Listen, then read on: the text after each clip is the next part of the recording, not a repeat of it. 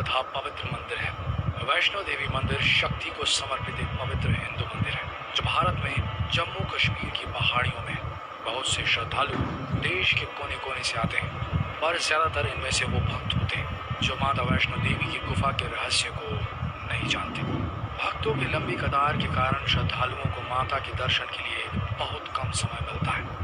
आज हम आपको इस गुफा के सबसे हैरान कर देने वाले रहस्यों के बारे में बताएंगे, जिसको सुनकर आपको भी मां वैष्णो देवी मंदिर के दर्शन की इच्छा जाग जाएगी। ये मंदिर जम्मू और कश्मीर राज्य के जम्मू जिले में कटरा नगर के समीप स्थित है। ये उत्तरी भारत में सबसे पवित्र और पूजनीय मंदिरों में से एक है। ये मंदिर 5200 फीट की ऊंचाई और कटरा से लगभग 12 किलोमीटर की दूरी पर स्थित है। ये भारत में तिरुमला वेंकटेश मंदिर के बाद दूसरा सर्वाधिक देखे जाने वाले दर्शनाभिलाषी धार्मिक तीर्थ स्थलों में से एक है। इस मंदिर की देखरेख श्री माता वैष्णो देवी तीर्थ मंडल ट्रस्ट के द्वारा की जाती है। तीर्थ यात्रा को सुविधाजनक बनाने के लिए उधमपुर से कटरा तक एक रेल संपर्क बनाया गया है। चलिए बात करते हैं वैष्णो देवी गुफा से जुड़े रहस्यों के बारे में। जितना महत्व माता वैष्णो देवी का है, उतना ही महत्व यहाँ की गुफा का है। माँ वैष्णो देवी के दर्शन के लिए उनके भक्तों को प्राचीन गुफा से होकर गुजरना पड़ता है। कहा जाता है कि माता की गुफा बहुत ही अद्भुत रहस्यों से भरी पड़ी। भगवान विष्णु के अंश से उत्पन्न माँ वैष्णो का एक अन्य नाम देवी त्रिकुटा भी है। देवी त्रिकुटा के निवास के कारण माता का निवास स्थान त्रिकुट पर्वत कहा जाता है।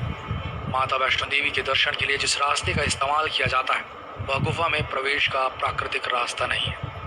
श्रद्धालुओं की बढ़ती संख्या को देखते हुए कृत्रिम रास्ते का निर्माण सन 1977 में किया गया।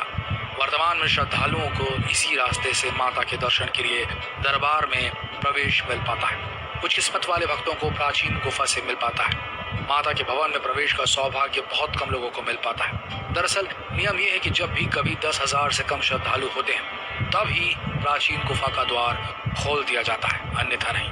आमतौर पर ऐसा शीतकाल में दिसंबर और जनवरी के महीने में होता है। पवित्र गुफा की लंबाई 98 फीट है।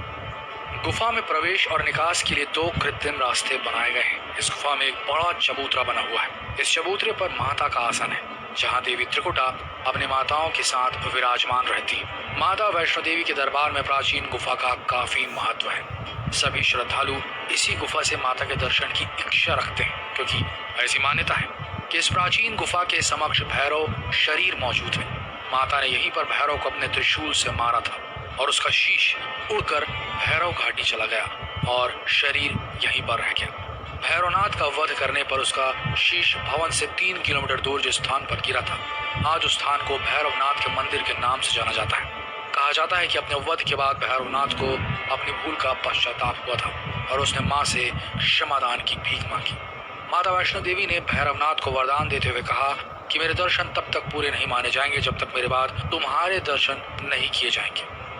इस प्राचीन गुफा के महत्व का एक और कारण भी है, क्योंकि यहाँ पर पवित्र गंगा जल प्रवाहित होते रहता है। श्रद्धालु इस जल से पवित्र होकर दर्शन के लिए पहुंचते हैं, जो कि अपने आप में एक अद्भुत अनुभव होता है।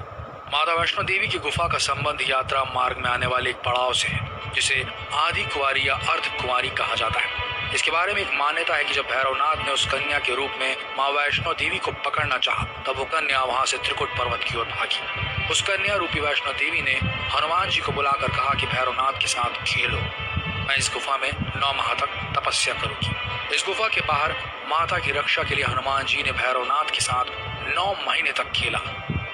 आज इस पवित्र गुफा को अर्ध कुंवारी के नाम से जाना जाता है। अर्ध कुंवारी के पास ही माता की चरण पादुका भी है। ये वही जगह है जहाँ माता ने भागते भागते मुड़कर भैरवनाथ को देखा था। कहते हैं हनुमान जी माँ की रक्षा के लिए माँ वैष्णो देवी के साथ ही थे।